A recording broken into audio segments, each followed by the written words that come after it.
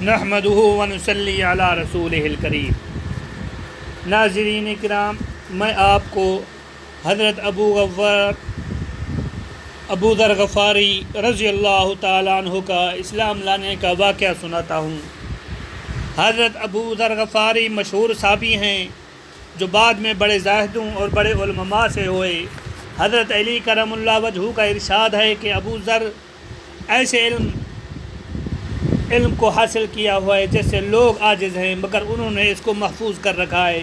جب ان کو حضور صلی اللہ علیہ وآلہ وسلم کی نبوت کی پہلی خبر پہنچی تو انہوں نے اپنے بھائی کو حالات کی تحقیق کے واسطے مکہ بھیجا کہ جو شخص یہ دعویٰ کرتا ہے کہ میرے پاس وحی آتی ہے اور آسمان کی خبریں آتی ہیں، اس کے حالات معلوم کریں اور اس کے کلام کو غور سے سنیں۔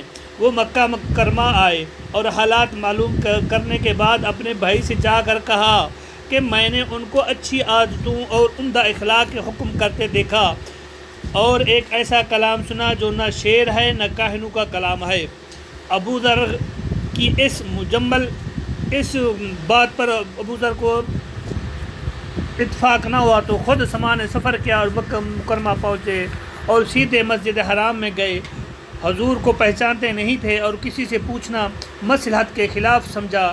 شام تک اسی حالت میں رہے۔ شام کو حضرت علی کرم اللہ وجہہ نے دیکھا کہ ایک پردیسی مسافر ہے۔ مسافروں کی، غریبوں کی، پردیسیوں کی خبر گیری، ان کی ضرورتوں کو پورا کرنا ان حضرات کی گٹھی میں پڑا ہوا تھا، اس لیے ان کو اپنے گھر لے آئے، میزبانی فرمائی، لیکن اس کو پوچھنے کی کچھ ضرورت نہ سمجھی کہ کون ہو، کیوں آئے ہو۔ مسافر نے بھی کچھ ظاہر نہ کیا۔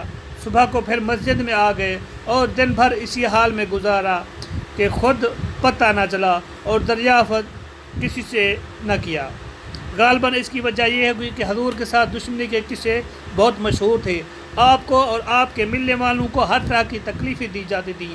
ان کا خیال ہوا کہ صحیح حال معلوم نہیں ہوگا اور بدگمانی کی وجہ سے مفت کی تکلیف علیحدہ رہی۔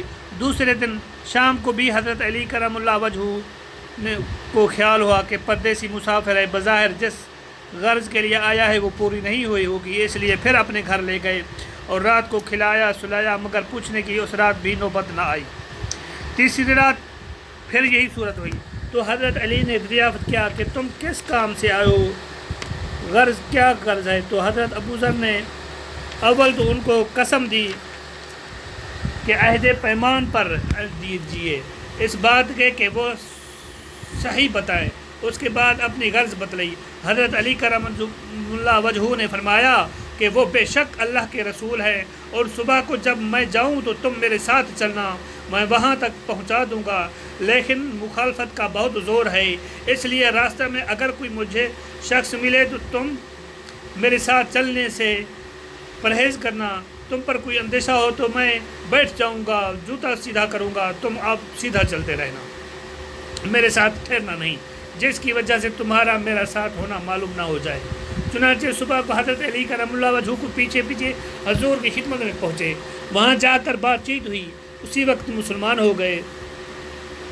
حضور اقدس صلی اللہ علیہ وآلہ وسلم نے ان کی تکلیف کے خیال سے فرمایا کہ اپنے اسلام کو ابھی ظاہر نہ کرنا، چپکے سے اپنی قوم میں چلے جاؤ، جب ہمارا غلبہ ہو جائے اسی وقت چلے آنا۔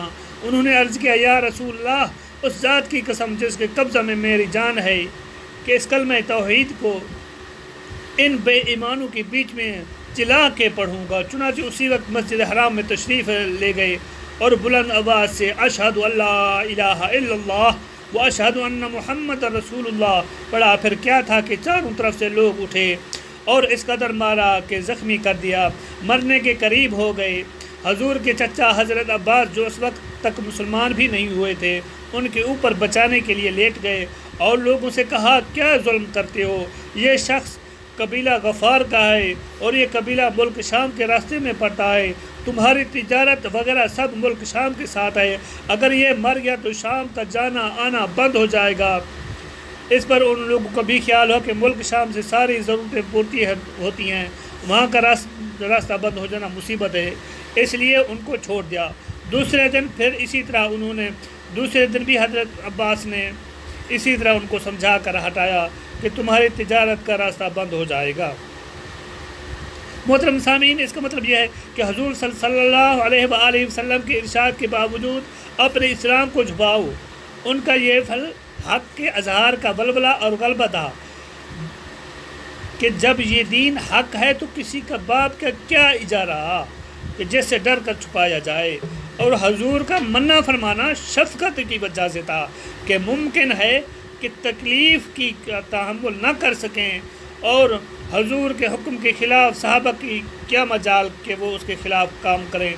چنانچہ اس کو کچھ نمونہ میں آپ کو سنا رہا ہوں۔ حضور اکرم صلی اللہ علیہ وآلہ وسلم خود ہی دین پھیلانے میں ہر قسم کی تکلیفیں برداشت فرماتے تھے، اس لیے حضرت ابو ذر نے سہولت پر عمل کی بجائے حضور کے اتباع کو ترجیح دی۔